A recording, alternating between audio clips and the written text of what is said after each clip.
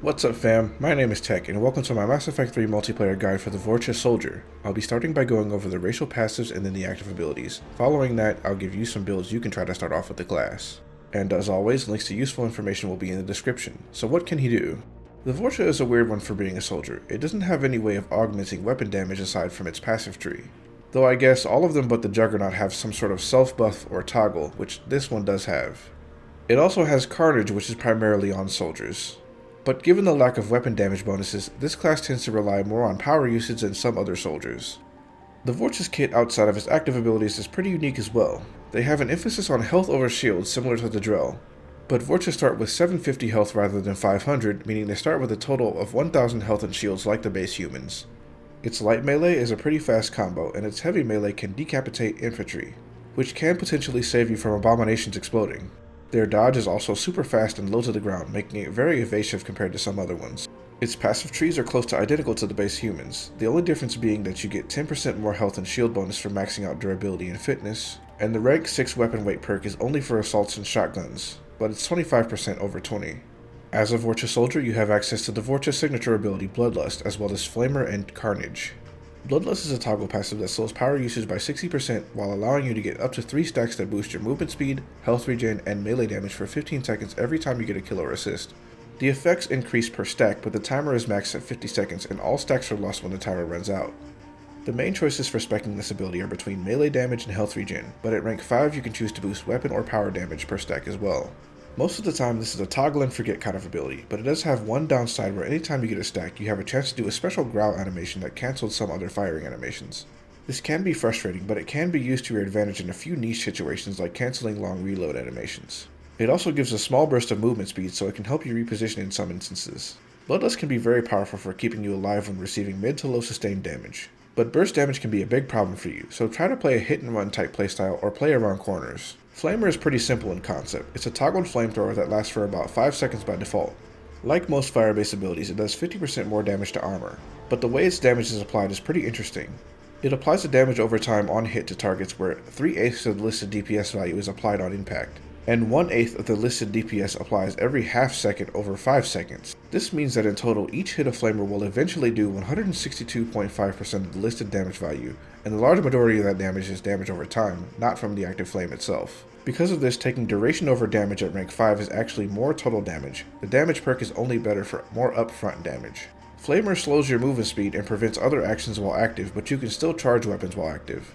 After having read this, I tried it and realized you can also ADS while Flamer is active. Its cooldown works similarly to Tactical Cloak, as the cooldown is longer the more you hold it, which means if you tap Flamer on and off, you can still get a pretty low cooldown even with high weight. And the perks at rank 6 are both pretty good. Shield damage makes it better for general use, and armor damage enhances already ridiculous damage to armor. Finally, Flamer primes for fire combos. It works really well when paired with a class that can quickly detonate multiple combos at once like the base human engineer. Your last ability is Carnage. It's like a fire version of Concussive Shot.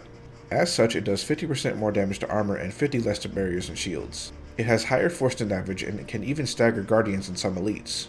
You can choose to build further into this with Incapacitate and Radius perks at 4 and 5. Its damage is pretty high by default as well, but it has higher base cooldown than most other abilities. It's a detonator for all non-biotic combos and primes for fire combos. Two things not really noted in the ability description is that it does leave a dot on affected targets, and it's not considered a tech ability, so it doesn't benefit from other tech amps, like from Sabotage. So what are we looking at for builds? I've got two, one for Flamer and one for Carnage. They're both pretty similar, so it shouldn't take too long. For both builds, I would max Bloodlust. I generally always take both health regen perks, but the rank 5 one is preference. You will typically be using both your weapons and powers pretty often, so both will be useful. If you're running Flamer, there's honestly a good cost for any of the perks. Both damage and reach are good for more safety, one by allowing you to Flamer from further away, and the other for killing targets faster so you're exposed for less time. And the other two choices I mentioned earlier in the Flamer section. What I typically choose to run is damage, and armor damage. My thought being that I'm vulnerable while using Flamer, so I want to do the most damage quickly. If you're running Carnage, I prefer to use damage, recharge speed, and damage. You can choose to spec it for crowd control using Radius and Incapacitate, but given its higher than average cooldown, I don't think it excels at utility the way Concussive Shot does. Plus, with its high base damage, you can get it to do over 1000 damage with the right boosts. The passes are all pretty much preference as well. You can make good use of many weapons, but I generally choose to stick to assaults, shotguns, and SMGs here. When running Flamer, I really like using the Saber because it excels at mid to long range, while you always have Flamer for anything that gets close. I've also been using the Grawl Spike Thrower and the Acolyte, and both can be pretty solid damage while using Flamer. Your favorite choice of SMG can be really good with the Flamer too. You can alternate between them where the Flamer dot and your weapon are hitting at the same time, which can melt some enemies. If you're using Carnage primarily, you'll have to keep in mind your weapon weight given its high cooldown. Weapons like the Lancer, Avenger, or Facetin can be really good options here. Vorcha are one of the few classes I think the shield power cell armor bonus is particularly useful on. Because you have so little shields and you're constantly regenerating health, I think you benefit from building a small shield more frequently. And given that the game has shield gating, which gives you a brief moment of invulnerability after a broken shield, getting even that little shield can give you a lot of time to heal. It's worth noting that given Bloodlust's melee damage boost, you could run a melee build, but that can be pretty tough to use above Silver, and I generally don't recommend running any melee stuff unless it's a Krogan or one of the N7 classes. The biggest thing to learn in this class is how to manage being out of cover while using Flamer. When you first start in this class, you might feel like you can survive a lot with Bloodlust, but it doesn't make you as tanky as you would think. This class really benefits from disruptor rounds more than anything else. Because both active abilities are fire-based, they do exceptionally well against red and yellow bars but are weak against shields. Disruptor rounds compensate for this weakness while also priming for tech bursts. Warp and incendiary rounds are probably second best for you. Warp is good for barrier enemies, and incendiary rounds can benefit from the same dot stacking bug as warp rounds, comboing with Flamer. This class is probably best used against Reapers. Most of their units lack shields and their elites all have armor. And without disruptor rounds, you probably want to avoid Geth, since most of them do have shields. If you like this video, please drop a like so the YouTube algorithm lets other people know this game is still being played. The Talon Mercenary is next, and if you want to pick the one after that, keep an eye out for the next community poll. Later fam.